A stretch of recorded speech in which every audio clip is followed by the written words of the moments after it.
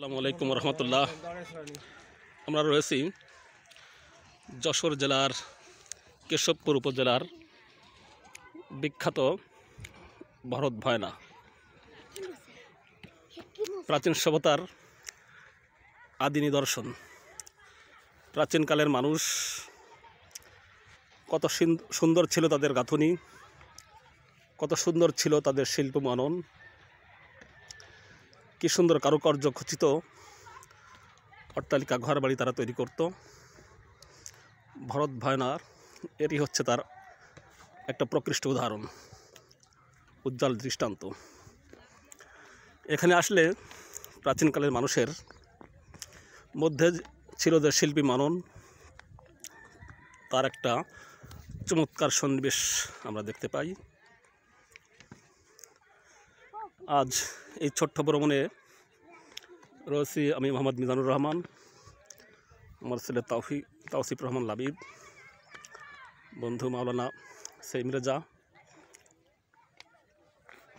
রয়েছে বন্ধু নুর ইসলাম সর্দার, মুরাদ হোসেন। কি অপূর্ব নিদর্শন! তৎকালীন মানুষের কি সুন্দর ছিল গাঁথুনি। বিজ্ঞানের ছোঁয়া তখন ছিল না, কিন্তু তাদের যে কারুকার্য খচিত নকশা ডিজাইন, এগুলোকে বর্তমানের বিজ্ঞানকেও অনেক ক্ষেত্রে হার মানায়। এই ধরনের সুন্দর সুন্দর অসংখ্য নিদর্শন রয়েছে বাংলাদেশের বিভিন্ন প্রান্তে প্রান্তে।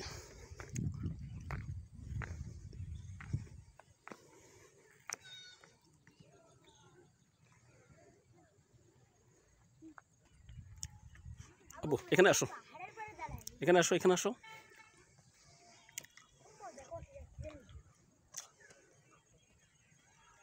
আবু, তোমার কেমন লাগছে? খুব ভালো লাগছে। তাই দেখো কত সুন্দর করে তৈরি করছে। এখানে প্রাচীন যুগে যারা রাজা ছিল, এটা ছিল তাদের ঘর বাড়ি। কত সুন্দর করে, কত নিখুঁত করে, কত ডিজাইন করে তারা এগুলো তৈরি করেছিলেন, তাই না?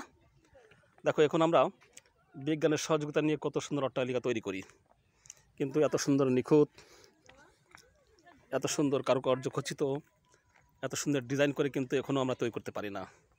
তাহলে তৎকালীন যুগের মানুষের মেধা মনন কত উন্নত ছিল, এটা দেখলেই আমরা স্পষ্ট বুঝতে পারি।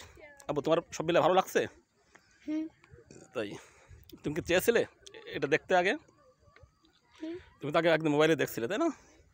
কিন্তু আজ তুমি সরাসরি দেখলে, তাই তো? অনেক ভালো লাগছে না? সম্পূর্ণ দেখতে পারিনি। অনেক ভালো লাগছে না? অনেক ভালো লাগছে না? চলো আমরা এই পাশটায় যাই। আমি বলছি কিডা নাকি। আমাদের সাথে রয়েছে আমার সেলিম রাজা। আমার সেলিম রাজা, আপনার অনুভূতি কি বলেন? অনুভূতি তেমন কিছু নয়, তবে ভাবতেছি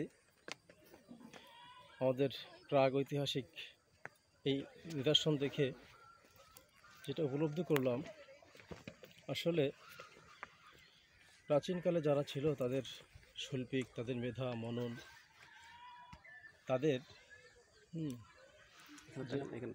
স্ট্রাকচার, এটা দেখে আমরা অনুমান করতে পারি তারা অসাধারণ প্রতিভার অধিকারী ছিলেন। আজকে আমরা আধুনিক যুগে বসবাস করি, আধুনিকতার ছায়া আমাদের জীবনের প্রত্যেকটা পর্যায়ে লেগেছে। যদিও তথাপি আমরা এই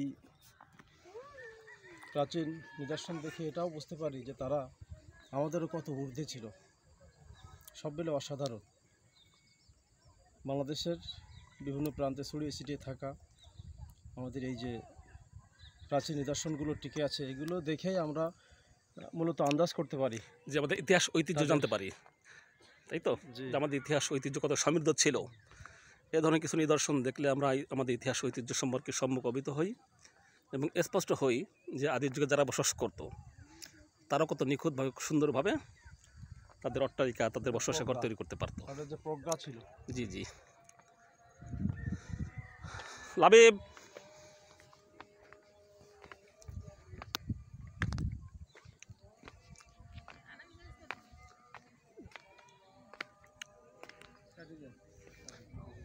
ও যে চলে গেছে লাবিব, কোথায়?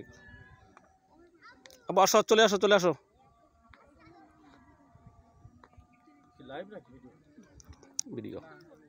ভিডিও করি।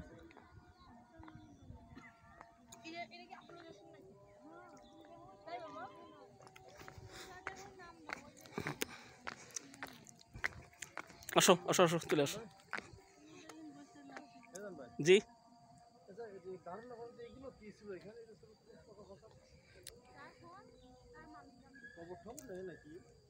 তা তো বোঝা যায় না। এদিক দিয়ে আসো, আস্তে আসো, পড়ে যাবা।